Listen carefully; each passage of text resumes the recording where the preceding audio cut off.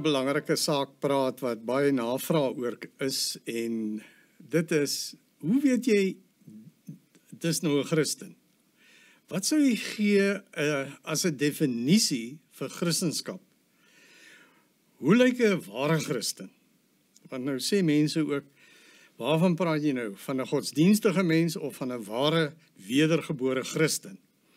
Nee, ons wil by hierdie geleentheid praat oor 'n ware wedergebore Christen. So, wat sê die Bybel?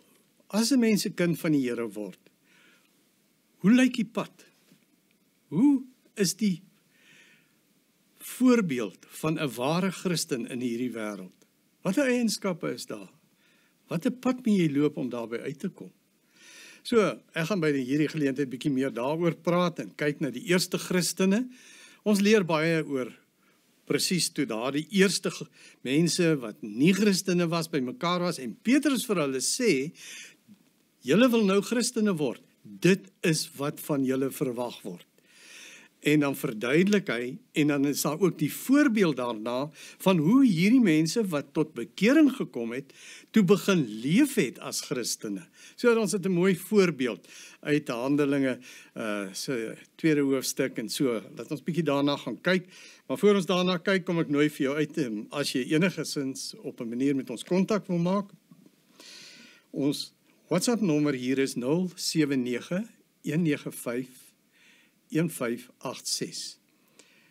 Kontak ons gerus en volg ons ook. Ons is op sosiale media, op Instagram en op Facebook en op X. En hierdie boodskap en die ander, almal is by YouTube. So jy kan sommer dadelik dit daar kry, weer luister of die skakels kry en dit aanstuur onder Dirkie van der Spy bediening. Kyk gerus, gaan kyk ook bietjie by YouVersion. Ek het 2 Bybelstudies daar, leesplanne, wat spesifiek gaan oor die Heilige Gees, want ons gaan nou in hierdie Pinkstertyd in, en ek wil jou aanmoedig om bietjie studies te doen oor die derde persoon van die drie-eenheid, oor die koms van die Heilige Gees, en oor sy taak, en sy werk, en sy gawes, en sy vrug. So, ek moedig jou aan om na YouVersion toe te gaan, en te gaan kyk na daar's 2 leesplanne, vorige ene, en dan is daar nou 'n nuwe ene, wat jy gerus na kan kyk en dit volg. Nou, as ek saam met jou 'n oomblik stil word, om net te dink oor, hoe die Christendom begin, hoe die Christendom gelyk. As ek byvoorbeeld sou vra, wat sou Petrus vir hulle dan sê op Pinksterdag? Hoe word jy 'n volgeling van Jesus? Dan is dit duidelik. Hy sê, bekeer julle. Nou, wat dit presies beteken, om te keer, jou rug nou op sekere dinge te draai, en jou vorentoe dan te fokus op nuwe dinge. Kom ons kyk bietjie net wat sê Handelinge 2 in hierdie verband. Nou, Handelinge 2 vanaf vers 37 is nou juist by die geleentheid, die Heilige Gees het gekom, die disippels is aan die brand gesteek met 'n nuwe liefde, 4 vlamme uit die hemel, en die wind van God het begin waai, het 'n magtige, kragtige beweging gekom, en die gelowiges het begin uitbeweeg, uit die toevertrek, waar hulle in die bovertrek weggekruip het eintlik, en saam gebid het, en toe is hulle in die krag van die Gees in Jerusalem in en begin praat, en toe staan Petrus op, en na sy boodskap sê hulle, staan hier so in vers 37 Handelinge 2, by die aanhoor hiervan is die mense diep getref, en het hulle vir Petrus en die ander apostels gevra, wat moet ons doen, broers? Toe antwoord Petrus hulle, bekeer julle. Bekeer julle en laat julle, elkeen van julle gedoop word, in die naam van Jesus Christus, en God sal julle sondes vergewe, en julle sal die Heilige Gees as gawe ontvang. Wat God beloof het, is vir julle, en vir julle kinders, en vir almal wat daar ver is, vir almal wat die Here ons God na hom toe sal roep. Met nog baie ander woorde het Petrus getuig en hulle aangespoor, laat julle red. laat julle red tussen hierdie ontaarde mense uit. En die wat sy woorde aangeneem het, is gedoop. En omtrent 3000 mense is op daardie dag by die getal van die gelowiges gevoeg. Hulle het hulle heelhartig toegelê op die leer van die apostels, die onderlinge verbondenheid, die gemeenskaplike maaltyd en die gebede. Die apostels het baie wonders en tekens gedoen en dit het almal met diep ontzag vervul en al die gelowiges was eensgesind en het alles met mekaar gedeel. Hulle het hulle grond en besitting selfs verkoop en die geld aan almal uitgedeel, volgens elkeen se behoefte. Hulle het almal elke dag getrou by die tempel by mekaar gekom en van huis tot huis die gemeenskaplike maaltyd gehou. Hulle kos met blydskap en alle eenvoud geëet en God geprys. Die hele volk was hulle goedgesind en die Here het elke dag mense wat gered word by die gemeente gevoeg. Hier is dit mooi duidelik. Hier kan ons sien wat het Petrus verduidelik aan hierdie eerste gelowiges. Dis die pad wat julle moet loop, dis wat van julle verwag word. Hy begin natuurlik met bekering. Want jy sien, hierdie mense het in sonde geleef. Hulle moes tot bekering kom. Hy praat van 'n ontaarde geslag, mense wat ontaard het. En onthou, baie van hierdie mense was godsdienstige mense soos die fariseërs en die skrifgeleerdes. Hulle het ook die boodskap gehoor en hulle moes ook tot bekering kom. En ons lees ook dat baie van hulle het tot bekering gekom. So, hulle moes gered word. Hulle is in hierdie godsdienstige tradisionalisme vasgevang in hierdie filosofie en hierdie gees dat die Messias is nie Jesus nie. Hulle wag vir 'n ander aardse Messias wat hulle hier op aarde, 'n aardse koninkryk gaan laat regeer. Mense wat mislei is deur slim praatjies, deur filosofie. Hulle moes gered word uit hierdie dwaling uit. Hulle moes ook gered word uit hierdie godsdienstigheid, want hulle dink hulle is reg. Hierdie ontaarde mense wat dink jy gaan hemel toe omdat jy goeie werke gedoen het, omdat jy godsdienstige dinge gedoen het. Hulle bid op die 3 maal 'n dag, hulle gee tiendes, hulle leer die Bybel en die Ou Testament, hulle ken die skrifte, hulle bestudeer dit, hulle kom dit na, hulle leef baie goed, hulle kom daai wette alles na, hulle het al hierdie feeste en al hierdie tradisies en gebruike nagekom. So dit lyk asof hierdie mense reg is. En dan kom die boodskap, julle moet julle laat red hieruit. Want dit vat nie julle sonde weg nie. Die probleem is, jy kan nie met sonde in die hemel ingaan nie. Jy moet betyds ontslae raak van jou sonde. En al hierdie is goeie dinge, as jy 'n kind van die Here is. Maar dit gaan nie jou sonde wegvat, omdat jy nou geld gegee het, of in die kerk was, of Bybel gelees het nie. Dit vat nie jou sonde weg nie, net Jesus kan. Hy het daarvoor aan die kruis gesterf, hy het sy lewe geoffer, as die lam van God vir ons sonde het hy betaal, hy kan sonde wegvat. En as hy nie jou sonde betyds wegvat nie, sal jy nie met sonde in die hemel kan insluip nie. So daarom, wat is Petrus se antwoord? As julle volgelinge van Jesus wil word, bekeer julle. Bekeer julle van julle sonde. En laat julle dan die simbool van, wat was die simbool van die doop? Waar die mense dit nie geken nie. Die simbool van die doop was die afwas, nie van jou fisiese stof en so nie. Dit was 'n geestelike afwas. Die water was bloot 'n simbool, of dit nou baie of min is. Dis die simboliek wat sê dat Jesus sonde wegvat. Dat hy jou kan skoon was. Dat die water is 'n simbool van reiniging. So die probleem wat hierdie mense gehad het, is sonde. En om volgelinge van Jesus te word beteken, jy kom na hom toe, dat hy jou sonde kan vergewe.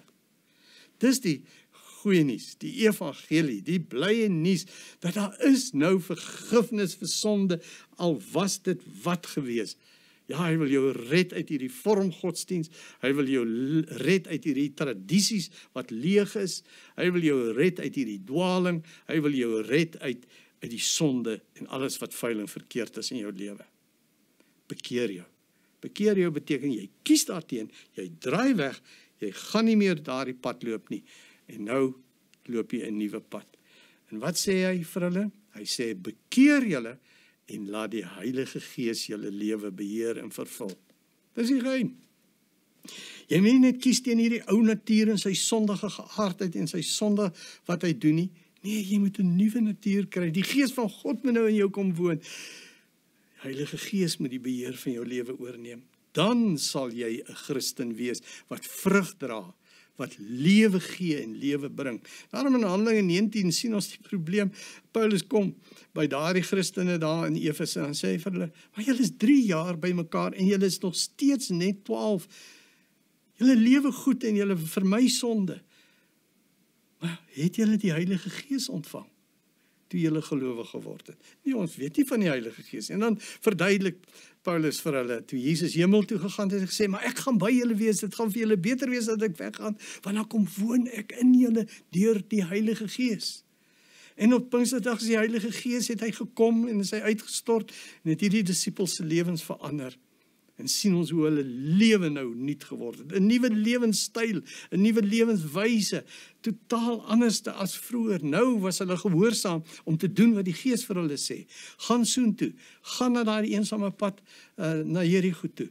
Gaan na hierdie persoon, gaan bid vir daai persoon, gaan gee hierdie vir daardie persoon, help daai persoon.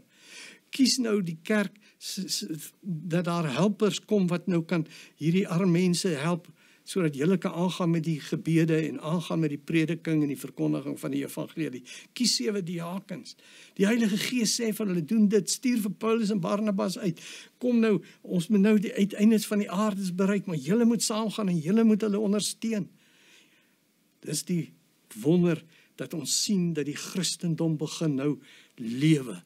En soos water loop dit in 'n woestyn en verander die woestyn in 'n tuin, want die Heilige Gees begin werk. Die gawes van God se Gees begin funksioneer. En ons sien dat hulle nou nie meer skaam as, nou het hulle krag, nou het hulle autoriteit. Hierdie Petrus wat te bang was om te praat voor daai diensmeisie en voor daai ander mense wat vir Jesus gevange geneem het. Hy was so bang vir daai soldate. Nou is hy nie bang voor al daai soldate en al daai skrifgeleerdes, staan hy op en hy preek en hy sê, Jesus het uit die dood opgestaan. Nadat hy die offer vir ons sonde gebring het. God het 'n plan van vergifnis nou bewerk deur sy seun te offer as die lam vir julle sondes. Nou is daar versoening en vergifnis en regverdigmaking moontlik. En dan die goeie nuus dat 3000 kom tot bekering. 3000 sê ons wil Jesus dien, ons wil hom volg en sy Gees moet ons lewe kom oorneem. En dan sien ons hoe dat hulle begin oorborrel en oorloop van die Here. Daar in Efese het dit nog nie gebeur nie. Hulle is nog steeds dieselfde 12 wat mekaar help om nie te sondig nie en net mooi te lewe in hulle eie kokon en hulle eie veilige groepie. Toe Paulus vir hulle bid dat die Heilige Gees nou moet oorneem, toe lees ons, was die huis te klein. Toe moes hulle die saal van Tyrannus gaan huur. Daarvandaan sien ons hoe dat die hele dorp beïnvloed is en hoe dat hulle nie meer die afgodsdiens ondersteun het en die gelukbringer godinne beeldjies gekoop het nie.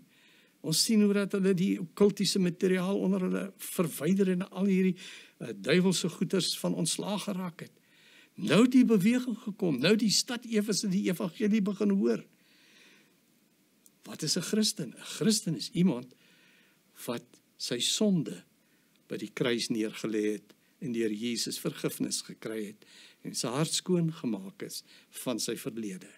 Maar wat ook volgemaak is met God self, met sy Gees, wat nou die beheer van hulle lewe oorgeneem het. En daarom leef hulle anderste. Daarom sien ons hoe dat hulle nou nie meer skaam is nie, maar van Jerusalem, Judea, Samaria, waar hulle vervolg is en hulle gevlug het, staan in Handelinge 8:4, het hulle die evangelie verkondig, so ver as wat hulle gegaan het.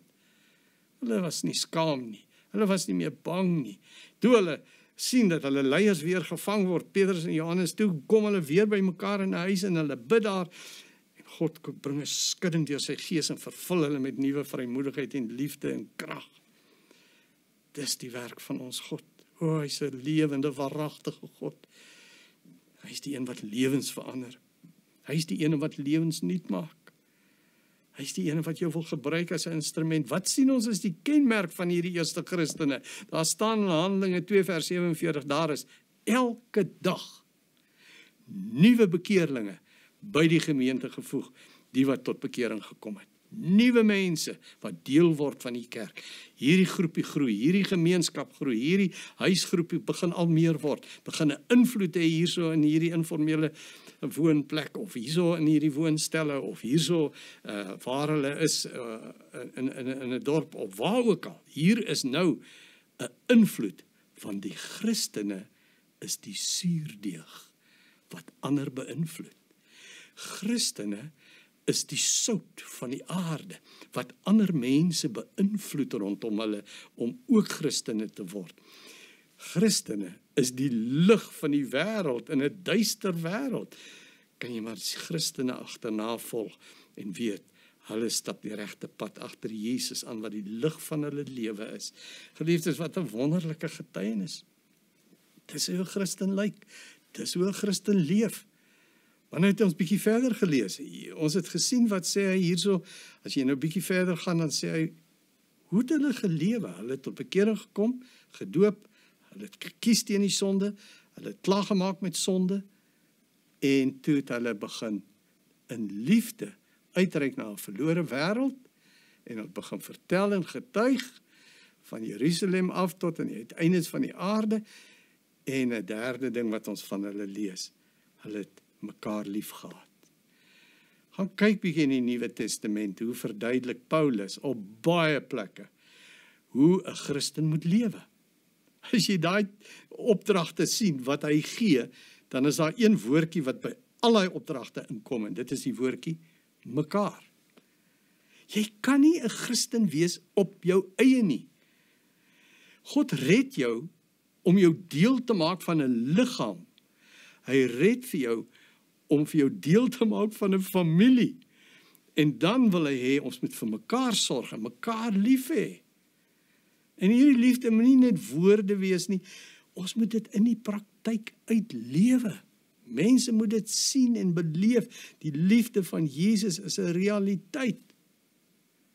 Daarom sien ons hierdie Christene, hulle het in die tempel by mekaar gekom, in die groot groep, in die gemeente, maar hulle het ook in huise by mekaar gekom. Jy moet net gaan kyk hoeveel plekke word daar geskryf, in Nimfa se huis, in Kolosse by huis, in Philemon se huis, in Maria se huis in Jerusalem, in Lydia se huis. Oralste kom hulle in klein groepe by mekaar. Ja, hulle kom in die groot portaal van die tempel by mekaar, hulle daar in die tempel saamgekom, maar hulle het ook van huis tot huis by mekaar gekom. En dit is waar die woordjie mekaar inkom, want hulle het mekaar lief gehad. Gaan kyk daai opdragte, lees bietjie die Nuwe Testament, en dan gaan merk jy in al daai briewe wat Paulus skryf, die woordjie mekaar. Julle moet mekaar lief hê. Dis wat Jesus gesê het, dis die kenmerk van sy kerk, ja. Ons weet dat dit is Matteus se opdrag ook wat ons daar lees, dat Jesus gesê het, julle moet mekaar lief hê. Dis die eerste en die groot gebod, dat jy God moet lief hê en jou naaste soos jouself. En dan lees ons, hierin sal die wêreld weet, sê Jesus, dat julle my disippels is, aan die liefde wat daar onder julle is. Mekaar lief gehad. Hulle het mekaar gedien. Hulle het mekaar geleer. Hulle het mekaar ondersteun en die Bybel verduidelik, mekaar onderrig. Hulle het mekaar gehelp om die Here beter te leer ken, maar ook in hulle nood en behoeftes. Daarom dra mekaar se laste, skryf Paulus aan die Galasiërs 6 vers 2, lees ons dit. Dra mekaar se laste. Hoe weet ek wat jy nodig het? Wat is swaar vir jou? Wat is die las op jou? Ek gaan naby jou moet kom. Gaan jou moet lief hê. En ek gaan in eenheid met jou moet lewe. En as ons in 'n klein groep is en ons kom by mekaar uit, dan gaan ek weet wat jou behoefte is. En dan gaan ek jou las help dra. Dan gaan ek kyk hoe ek jou kan help. Dis Christendom, dis liefde in die praktyk. Gaan kyk maar, hulle sê selfs, groet mekaar met 'n met 'n broederlike kus. Julle moet mekaar vergewe. Moenie dinge teen mekaar hou nie. Bemoedig mekaar. Vertroos mekaar. Help mekaar. Kan jy sien, Christendom is nie 'n toesluit in 'n binnekamer en jy lewe net vir jouself nie. Nee, jy gaan 'n suurdeeg effek hê op mense om jou. Dis wat God se plan is. Dis hoekom hy jou gered het, om skoon te wees, om 'n voorbeeld te wees en dan deur sy gees toegerus te wees om ander te help. Die gees sal deur jou werk. Jy weet, daai eerste Christene hulle het nie opleiding gehad nie. Hulle het nie toerustingskursusse gehad. Hulle het nie boeke kon lees nie. Maar hulle het 'n storie gehad. Hulle kon vertel. Kan ek jou vertel wat het in my lewe gebeur? Weet jy wat het gebeur met Jesus? Weet jy, hy het gesterwe, hy het opgestaan. Weet jy wat het hy gedoen? Hy leef, hy is nou in my hart. En as jy met sonde wil breek, gaan hy in jou hart ook kom woon. Kom ons bid saam. So eenvoudig. Dis hoe hulle mekaar gehelp het, sodat daar elke dag nuwe bekeerlinge by die gemeente gevoeg is. Ons lees dat hierdie Christene het vir mekaar lief gehad, hulle het aan mekaar verbonde gewees. Paulus skryf spesifiek aan hulle ook in 1 Korinte 12, dan sê hy vers 13, omdat ons almal een liggaam geword het, is ons almal met die een gees gedoop, of ons nou Jood of Griek is, slaaf of vry. Ons is almal van die een gees deurdrink. Hy sê, besef jy nie, as jy 'n Christen word, ja, 'n binnekamer is belangrik, maar jy kan nie jou daar isoleer nie. Jy word deel van 'n liggaam, en elke liggaamsdeeltjie het 'n funksie. So ons moet vir mekaar bedien, en ons liggaam moet saamwerk. So weet net, jy is nie 'n afgesnyde vinger wat daar een kant lê nie, dan gaan daai vinger doodgaan.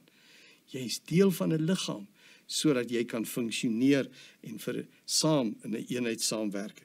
Daar staan in vers 26, 27 verder, spesifiek as jy nog gaan kyk na hierdie gedeelte in 1 Korinte 12, dan sê hy, as een lid ly al die lede saam, en as een lid geëer word, is al die lede saam bly. Julle is die liggaam van Christus, en afsonderlik is elkeen 'n lid daarvan. Kan jy sien, ons is verbonde aan mekaar, ons kan nie op ons eie wil probeer funksioneer nie. En as jy swaar kry, kry ek saam met jou swaar. As jy bly is, dan deel ek jou vreugde, dan is dit dubbel vreugde. En as jy jou smart deel, dan word dit die halwe smart. Jy is deel van 'n familie. Dit het ek duidelik gesien in die skrif. Jy word nie gebore in 'n afsonderingssel in 'n tronk nie, en jy bly daar nie. Nee. Romeine 8 vers 15 sê, die gees wat aan julle gegee is, maak julle nie tot slawe nie, en laat julle nie weer in vrees lewe nie. Nee, julle het die gees ontvang wat julle tot kinders van God maak. En wat ons tot God laat roep, Abba, wat beteken Vader. Hierdie gees getuig saam met ons gees dat ons kinders van God is. Dis die getuienis. Jy's deel van 'n familie. En daarom is hier broers en susters rondom jou, en jy moenie op jou eie probeer regkom nie. Weet jy hoe het ek gesien hoe mense hierdie liefde van Jesus in 'n klein groep begin ervaar, waar hulle mekaar lief het en vir mekaar vertrou en eerlik met mekaar hulle behoeftes deel en mekaar se kinders aanry skool toe, help by die dokter, help met finansies, help met siekte, vir mekaar gaan bid, hoe dat hulle in 'n huwelik nou as man en vrou saam in die groep is en saam oor die Bybel praat en saam bid en saam lees. En hoe hulle kinders vir die Here groot maak, hoe hulle die kinders intrek in hierdie liefdeskring, waar hulle mekaar leer hoe om die Bybel te verstaan, waar hulle by mekaar saam Bybelstudie doen en leer om te bid en hardop te bid, en vir hulle kinders nader en vir hulle huisgesinne te bid, waar hulle in hierdie veilige groep leer om die Bybel te verstaan en om te getuig en te praat oor die Here. Kan jy sien hoe ons mekaar nodig het? Ons kan nie op ons eie nie. Ons moet nader aan mekaar kom, dat ons mekaar se nood en behoeftes deurken, en dat ek jou kan help, en ons mekaar kan help, om vir jou werk te kry, om jou krisis te dra, om saam te gaan bid vir hierdie sieke. Is daar iemand naby jou? wat jy nog alleen sien sukkel op hulle eie as Christene. Kom ons begin groepe maak. Kom ons begin 2 mense saamkom, 2 of 3 saam bid.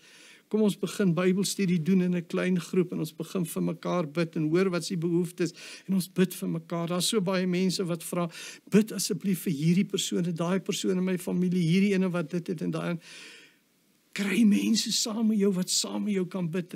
Nie net ons gebedsgroep nie, maar jy ook met jou gebedsgroep en jou Bybelstudiegroep en jou vriendekring, dat julle kan saamkom om mekaar se laste te dra en te ondersteun. Kom ons bid saam.